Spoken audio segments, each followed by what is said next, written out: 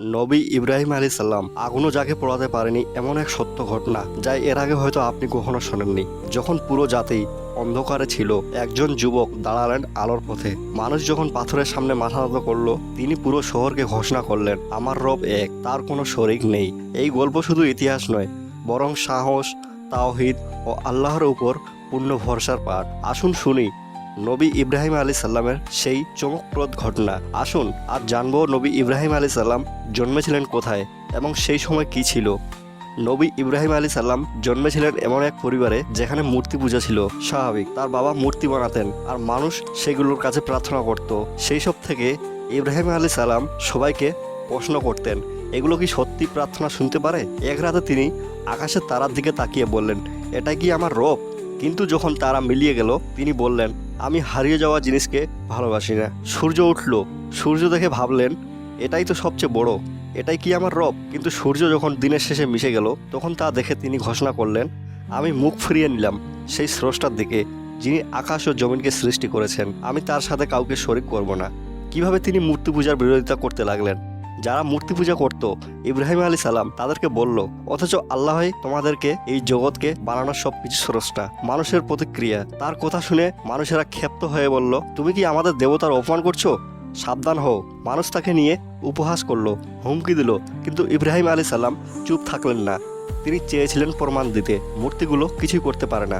কিভাবে তিনি মূর্তিগুলো ভাঙলেন, আজ সেটাই জানবো। একদিন শহরের সবাই উৎসবে চলে গেল, যারা মূর্তি পূজা করত। তখন ইব্রাহিম আলাইহিস সালাম সুযোগ পেলেন। তারপর তিনি মন্দিরে ঢুকে একে একে সব ছোট ছোট মূর্তিগুলো ভেঙে ফেললেন। কেবল শুধু বড় মূর্তিটিকে রেখে দিলেন এবং কুড়ালিটি ঝুলিয়ে দিলেন বড় মূর্তির গোলায়। তারপর মূর্তি পুজো করা মানুষগুলো উৎসব থেকে ফিরে এসে দেখলেন তাদের মূর্তি ভাঙ্গা। তারপর বলতে লাগলেন, কে আমাদের দেবতাকে ধ্বংস করলো? তারপর ইব্রাহিম আলাইহিস সালাম বললেন, এই বড় মূর্তিটিকে জিজ্ঞেস করো, হয়তো সে জানে। মানুষেরা চুপ হয়ে গেল, কারণ তারা জানে মূর্তি কিছুই করতে পারে না, কিছুই বলতে পারে না।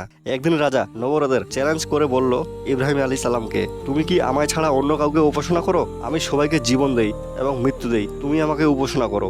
সঙ্গে সঙ্গে ইব্রাহিম আলাইহিস সালাম নমরুদকে বলল, আমার রব সূর্যকে পূর্ব দিক থেকে উদয় করেন। তুমি যদি সত্যি ঈশ্বর হও, তবে একে পশ্চিম দিক থেকে উদয় করো, তাহলে আমি মানব। নমরুদ নির্বাক হয়ে গেল, কারণ সে কিছুই করতে পারবে না, তার ক্ষমতার বাইরে। অপমান ঢাকাতে সে ঘোষণা দিল শহরবাসীকে, এই যুবককে আগুনে পুড়িয়ে দাও, এটা আমার আদেশ। তারপর আগুনে দেওয়ার প্রস্তুতি চালু হলো। এটা শুনতে পেরে ইব্রাহিম আলাইহিস সালাম ধীরে ধীরে বললেন, হে আল্লাহ, আমি তোমার উপর ভরসা করলাম। তারপর মানুষ দিনের পর দিন অনেকগুলো কাঠ জোগাড় করলো। তারপর আগুন জ্বালালো। ওই আগুনে এত তাপ ছিল যে কেউ কাছে যেতে পারছিল না এবং দূর দূরান্ত থেকে আগুনের তাপ অনুভব করা যেত। তারা একটি বড় যন্ত্র দিয়ে ইব্রাহিম আলাইহিস সালামকে ছুড়ে দিল ওই আগুনের উপর।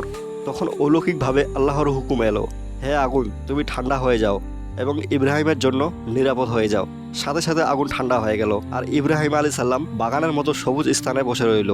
তারপর হলো সত্যের জয়। ইব্রাহিম আলাইহিস সালাম আগুন থেকে বেরিয়ে আসছেন, পোশাকে কোনো আঁচড় নেই। মানুষেরা অবাকের দৃষ্টি হয়ে দেখছেন।